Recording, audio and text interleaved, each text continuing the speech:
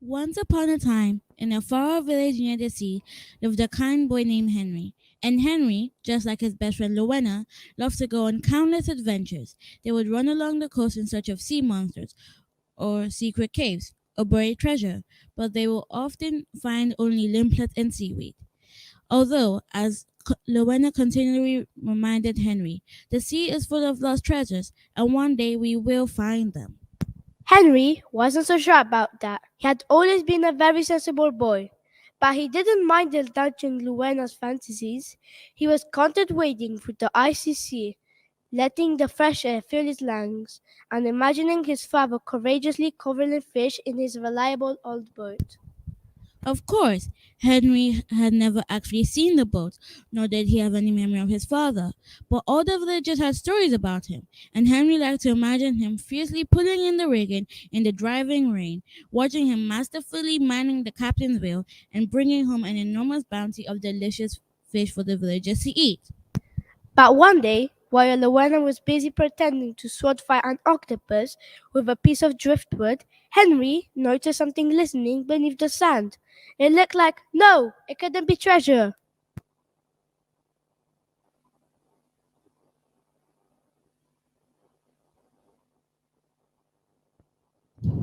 What do you mean, gold? Any good pirates know you just don't leave treasure laying around the place. Listen to me, Rowena. I don't know what I saw, but whatever it is definitely more interesting than that piece of old driftwood. I'll have you know that this piece of driftwood may once have been part of a mighty ship. Come over here. Slow down. Well, I can't see anything. It must have been a shell or something. It has to be here. I saw it just a minute ago. Maybe the sea took it. It does that, you know. When you're not looking, it stretches out its fingers and take whatever it can find. Look! Ah! What's the matter with you? Never mind me. That really does look like gold. Wow, it's a telescope. Shiver me timbers, Henry. That really is treasure. And looks, there's something written on it. The Asia. I wonder what that means. I know just where to take this. Race you to the lighthouse? You're on. Last one there is a landlubber.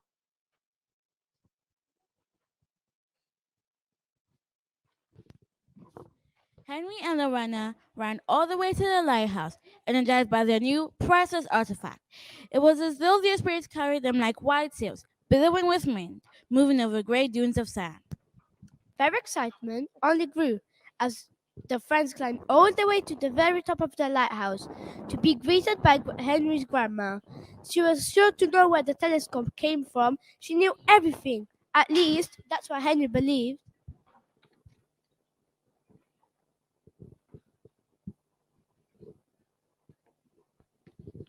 Well, it is lovely to see you, Henry, and of course, Rowena. What brings you two young ones to the lighthouse? Luena and I found this, Grandma. Though I don't know if you look closely. It's treasure, isn't it? Is it real gold? I believe that it is made of brass, Rowena, not gold, but that doesn't mean that it isn't valuable. Valuable? You mean maybe Mother could use it to make the shop better again? There are different types of value.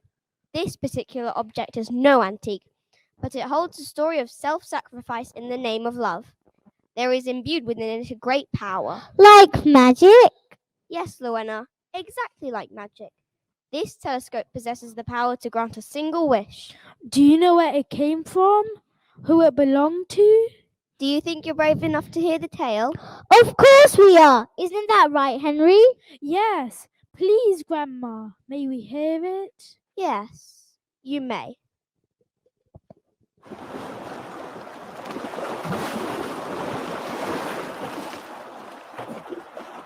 It was more than 10 years ago. The sea was restless, waves higher than the village has seen in decades. The sky hung grey, heavy with storm clouds, and the wind was so fierce that many didn't dare leave their homes. Only a few brave souls ventured out, among them a fisherman who fought the weather and the danger to feed his wife, who was, at the time, with child. He and the other men went out to sea in their boat, the Azure. But soon the waves rose higher, and a heavy fog came over the bay. We have to light the flame. The boat will be lost at sea. What are we waiting for? I can see something. I can too. A shadow in the horizon. We are going to lose sight of the boat if we don't guide it home. Pirates! Pirates! No, they'll destroy us. Come look at all we have built. We can't leave it. But we cannot let the light fade. We may never find the fishing boat again. The villagers did not know what to do. The pirates were advancing, and the livelihoods of hundreds of people were at risk. They would have stolen all of our treasures, everything we had. They would have destroyed our homes in search of gold or cargo yet to be shipped out to sea. We have to turn the lights off for the safety of the village. But the fishing boat. Yes, they'll be surely lose sight of them. They'll be lost at sea. And in a storm like this, who knows if they'll survive?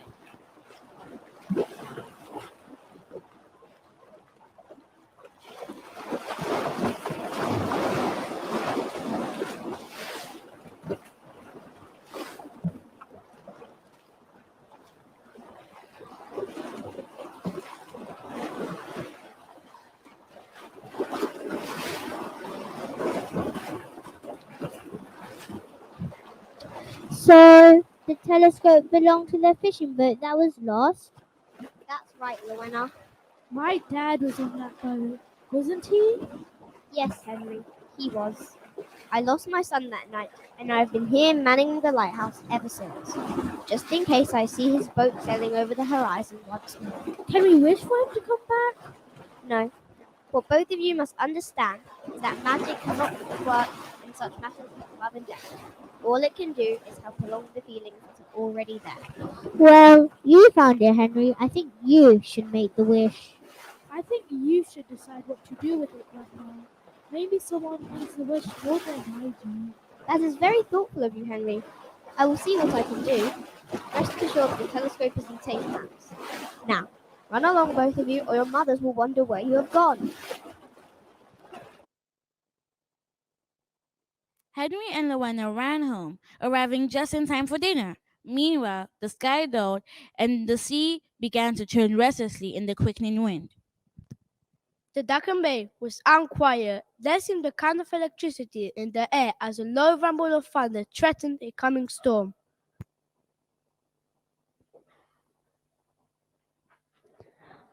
Austell, you look tired. What's a storm? What's a storm? Not to worry though, only lost a couple of brushes. You don't suppose a seagull will retrieve them for me? What a silly idea, Austell. Honestly, I wonder sometimes whether you ought to get a real job, you know? Get your head out of the clouds.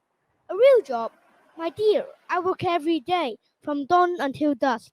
I attempt to capture nature's glowing beauty, the great turquoise waves, the perfect light, and the silhouette of birds as they twist and streak in the sky. You see, you are obsessed. You're never here, always gallivanting across the bay in search of the perfect night.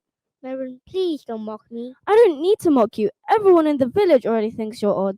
I heard the baker just the other day say how you could be a much better husband if you got a real job, and I agree.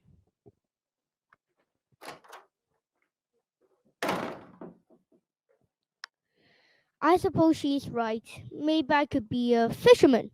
No, a farmer. No, that doesn't seem right either.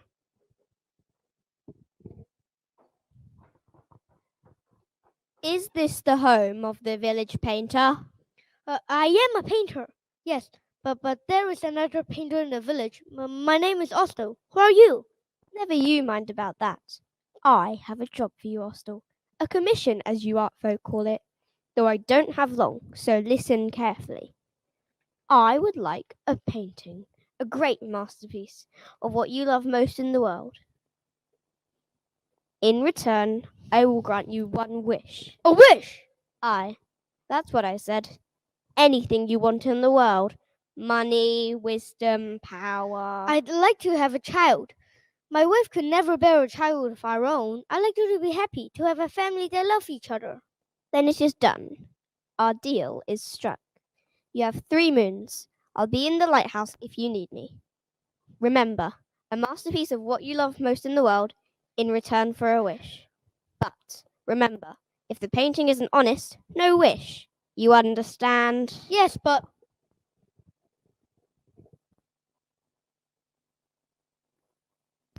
Still, also set to work, and the very next day, over breakfast, he told his wife all that had happened.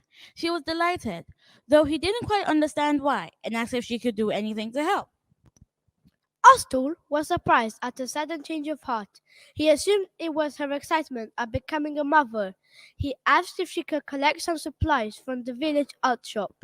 She left for the village in the morning to place his order and, more importantly, to gossip with her friends about her husband's exciting commission.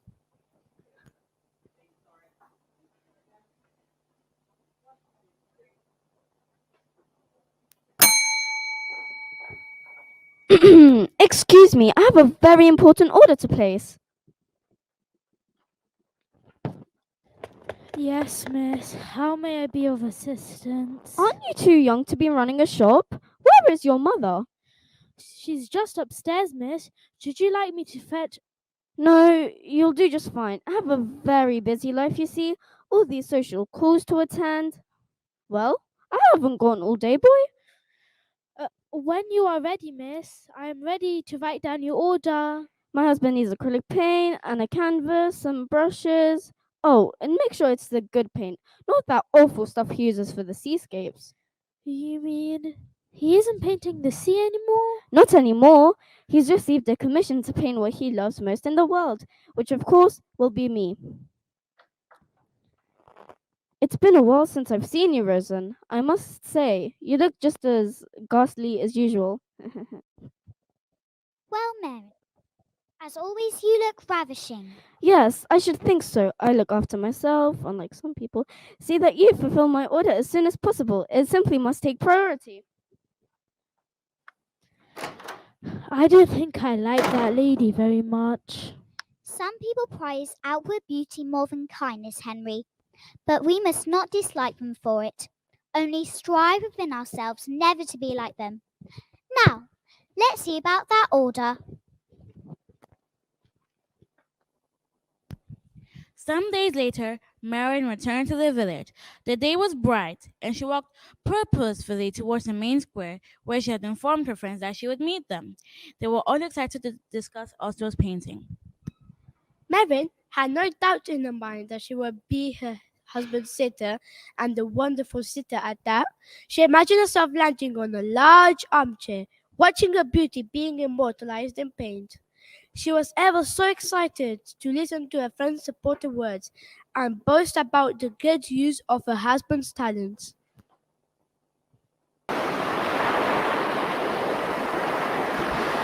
Oh, darlings, I simply can't wait. There I was, going about my morning, when Ostal tells me to sit down and talk. Well, you can imagine, I had no idea what it could have been about. But wonderful as I am, I sat and listened. Who would have imagined that finally he would decide to paint me instead of those silly seascapes? I am clearly more beautiful, am I not? Beauty comes within, I think. Well, you would say that.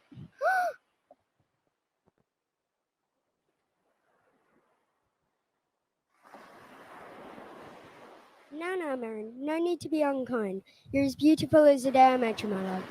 Oh, save all that romantic nonsense. We must discuss what I am to wear for the painting. I was thinking something velvet for this time of year. Then again, all the ladies in London are wearing the finest silks now. It's the fashion, you know, and Look, Mom, we caught a crab. Yeah, we found it in the rock pool. Isn't it beautiful? I assure you, children, that is not what beauty looks like. But look how it sparkles in the sun. The colours seem to change. Blue, green and red. Yes, ma'am, perhaps you ought to take a closer look.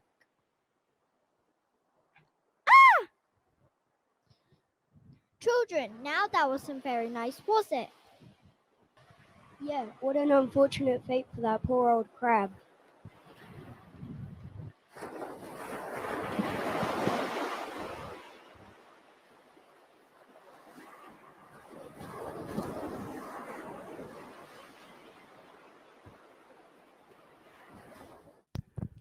It seemed the whole village laughed once Marion had gone, and even the sun seemed to shine a little brighter. Meanwhile, in the art shop across the square, Ostul arrived to collect his new supplies. Oh, I'm sorry, Rosen. I didn't mean to startle you. Don't worry about it, Ostel. Besides, you needn't have come all this way. I will send Henry down with the supplies to your little cottage. He loves to deliver, especially to your home. Well, I suppose I always wanted to see you. You're the only other painter in the village. And plus, I have a new commission that I don't know quite how to approach. Oh, yes, the whole village knows that you are going to paint your wife. Well, yes, supposedly, though I was never very good at portraits. My husband used to paint the most beautiful portraits. You still mourn him? It has been many years now since he died, but I still wake up at night, walk across the bay, waiting for his boat to return. It never does, of course. I'm so sorry, Rose. You mustn't be sorry. It wasn't your fault. Besides, I can't really afford any new dresses. Not with the shop in this state. Perhaps the shop has seen better days, but think about it. These paints, these pencils, this paper, they all have the potential to produce works of art. At your fingertips, you have the potential to make drawings that can make people smile, paintings that can make people want to hang on the wall or above the mantelpiece. You are right, Hostel. And the truth is that anyone can make art, any age or belief. All it takes is a little imagination. Now that is true beauty. Giving selflessly, spending time making a work of art for someone that you love. Well then, Marin is a very lucky woman.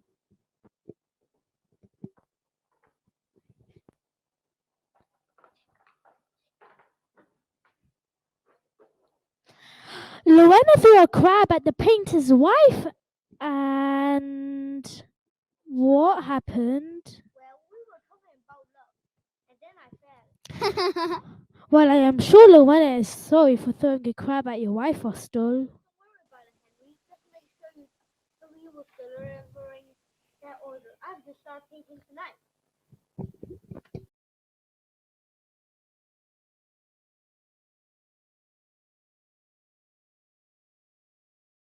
A month has passed since Oso began the commission, and each work of art he would craft tirelessly.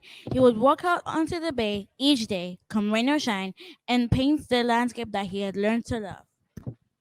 But one day, with each breaking wave, Ostel knew that the true love that was required of this artwork did not reside in the cool Cornwall waters, not the rock pools that glistened beneath it, teeming with life. No, Ostel did not love the landscape the most, though he adored it. The trouble was that he did not know what he loved most in the world, and, lacking any other inspiration, he gave in on the demands of his wife, who asserted that she was the only true object of beauty in the world.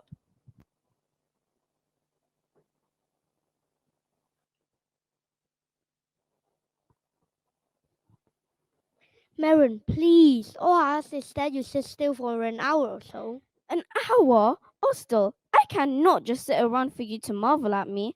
I have to share my beauty with the poor villagers we surround ourselves with, starved as they are of aesthetic sensibility. I understand that, of course. It isn't easy being a sitter, but you must realize that I am attempting to immortalize your beauty in paint so that everyone can see it for years to come. Yes, as you should, but why does it take so long? My youth will have left me entirely by the time you have finished. It has been 10 minutes. And that should concern me because, Please, just be still. Great art takes time. yes, but you have to be a great artist to make great art.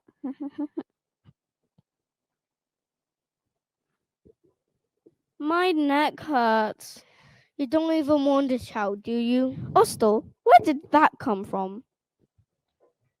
This is our chance, Marin, to have a family that we always wanted. If only I could paint this picture of the object I love most in the world. Maybe having a family is your dream, not mine. Besides, this sea witch, whoever she is, how on earth would she be able to find us a child? And what does she want with a painting? I don't know. You don't know because it's all fiction, Ostel. The truth is that you finally came to your senses and decided to paint the most beautiful person in your life. This is not about beauty, Marin. This is about love. Well, how can you not love me? I am absolutely gorgeous. I cannot do this anymore. You are an awful sitter. And the truth is that you don't care about all my dreams or how I feel. Not at all.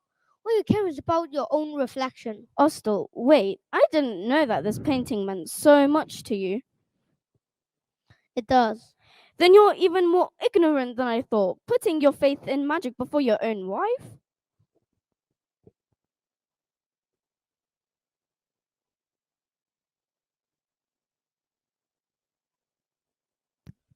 Oscar walked down to the shore, the inclement weather subduing his mood further. Howling wind made the canvas a burden, far greater than it would have been if the sun was shining and the day was clear. Though, as it was, Oscar struggled. Much greater than the weight of the possession which he carried was the man's heart. He felt it resting heavily in his chest as he dragged his feet down the path and toward the sea. So too did the salt march, and the bitterness left in his mouth by the cruel words and the impatience of his wife.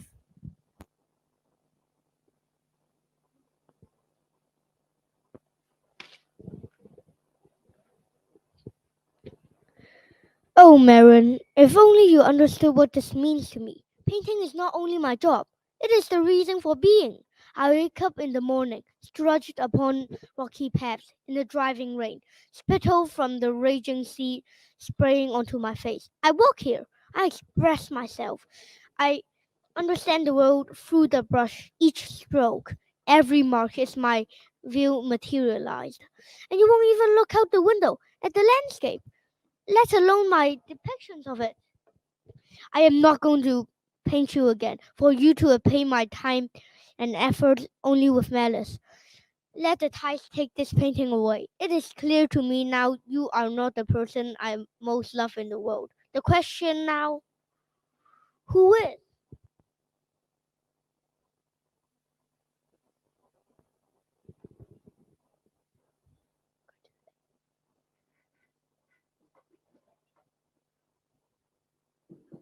What have we here?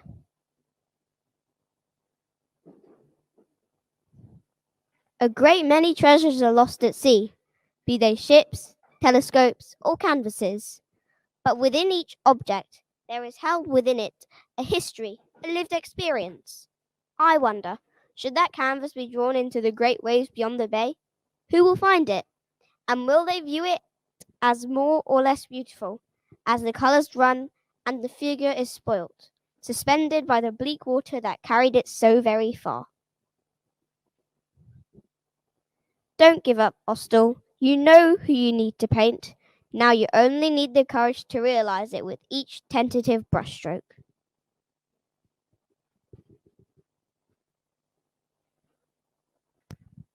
Ostal walked home, tired and frustrated. It seemed that he would have to look for a new inspiration. But where would he find it? If not the sea, if not his wife, who did the painter love the most in the world? It was the very next day when the inspiration struck him. In the very art shop that had given his painting the means for life, for so many years.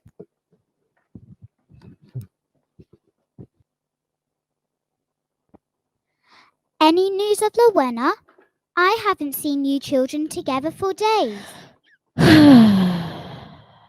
Uh-oh, that doesn't sound promising. We are not talking at the moment. Is this about the crab prank? I promise it was Lorena's idea. I was just so angry that Maren talked down to everyone. She made people upset with her words, but then we made her upset. I think that makes us just as bad. The very fact that you are considering how your actions affect other people makes you and Marin very different people. Yes, but we still did something wrong and we can't change it. Exactly right, Henry. You can't undo what you have done. It was a cruel trick. But Marin did a good job at protecting her beautiful face. Yeah, otherwise we would all be in big trouble.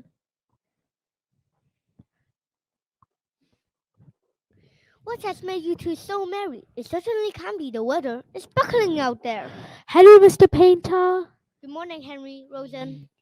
Austell, what brings you here? Well, I think it is fair to say I have a severe case of artist's block. What's that? It is what happens when an artist does not feel inspired. I am a painter, and I don't know what to paint. You must have some idea, surely. There must be something that you love truly. Have you tried standing on your head? I hear that helps change perspective. You know, I haven't. But maybe I should just stop thinking about it for a while. All the best ideas come when you least expect them. And the worst ideas. Henry feels guilty about scaring your wife, the crab. Well, do you know what I feel? Wait.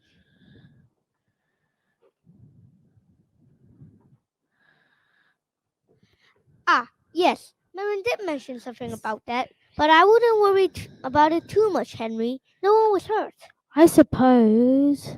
What I really feel bad about is fighting with Rowena. It makes my tummy hurt. Well, do you know what I do when I feel like that? I paint the sea. But you can paint anything, really. Rosen, do you have any paper to spare? Of course. Well, would you look at that? How convenient. I know. Almost as though we're in an art shop or something. Why don't you just draw how you feel? What if it isn't any good? Have faith, Henry. Let the process clear your mind.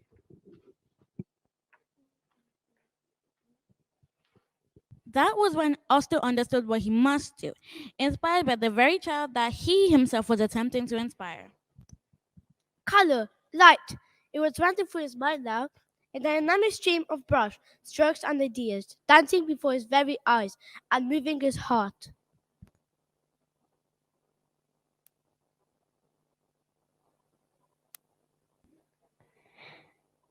It is lovely for you both to join me for tea. Austell has locked himself in his studio for days. Leaving you alone? Well, that isn't very considerate. Quite right. This commission is very important to him, though. I think it's the best to leave him just to his work. That way, when it's finally complete, it will be a magnificent surprise. Oh, yes, don't even look at the painting even once. Wait till it is finished, and you will see yourself, embodied forever in paint, like a queen. I have an even better idea. A grand unveiling. Everyone in the village will be invited to gaze upon my eternal beauty. We can hold it in the village square. Yes, that sounds perfect. Oh, how exciting. It is so lovely of you to support Austell like this. Now everyone will recognize his true talent. This isn't about him. This is about me. My moment. The villagers will worship me. Not everything is about you, Marin. Thanks for the tea.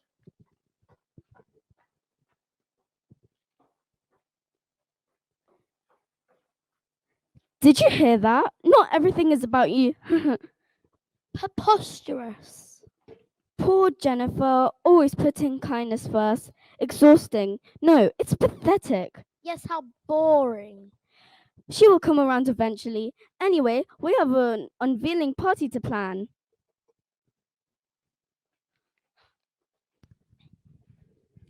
And with that, Marin and her friend began to plan. They let everyone in the village know that soon the painting would be finished and that it would be a masterpiece. Everyone was involved in the celebration. Rosen made banners and Luena helped Henry draw leaflets to let everyone know. Luena's mother even baked a cake for the occasion, and the whole village murmured with excitement as the days passed, and soon it was time to reveal the work.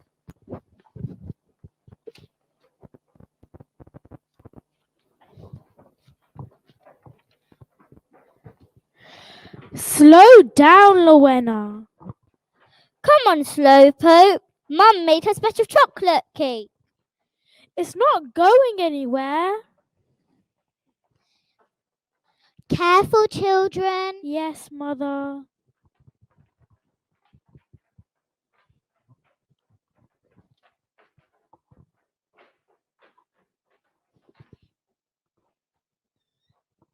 Don't tell anyone. But I think they care more about the painting than my painting. They'll never find it, at least in not that direction. Thank goodness. It would be positively demolished by the time the painting is revealed. Well, at least then the attention will be diverted elsewhere. What do you mean? I am rather nervous. Well, I'm sure that everything will be just fine. It's not that I'm not grateful that Marin invited everyone. Truly, I am. I just... Welcome all of you to the grand unveiling of my husband's painting, the first of his works that has been publicly exhibited here in our village square for all to see. Is everybody ready? Yes! Then it's time. Ostel, will you do the honors?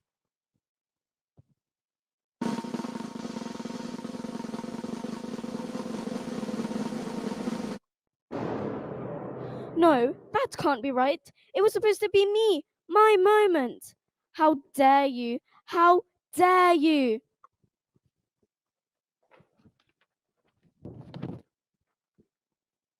You have no power here, Marin. There is no place for hate where love shines so brightly. What? I don't understand. It is eternal beauty you desire, adoration for all time. Is it not? Yes, but Then, with the magic imbued within this artifact of love, I grant you this wish.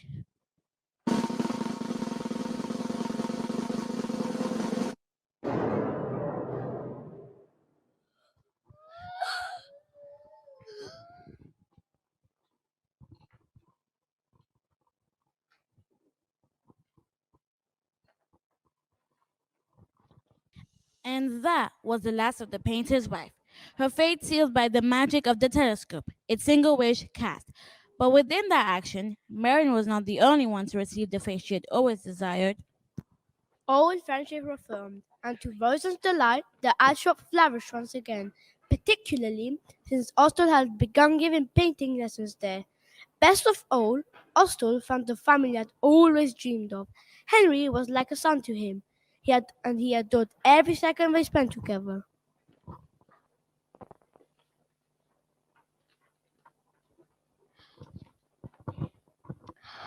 Wow, Henry, that looks amazing. I don't know if I would be ever that good. It's all about practice, Rowena. Yeah, all you need to do is try over and over. Each time you get better. That's absolutely right, much like any skill. Beautiful, isn't it? The seascape? Yes, of course. But also this harmony, this peace. Long may it continue. Grandma! Gwenna, how lovely it is to see you. What brings you here? Just keeping up my end of the deal, Rosen. Marin looks stunning as always on my mantelpiece. Well, I assure you, I have no complaints. It seems to me that I have found all the riches in the world in this very room. My beautiful family. Love knows no bounds with you all by my side.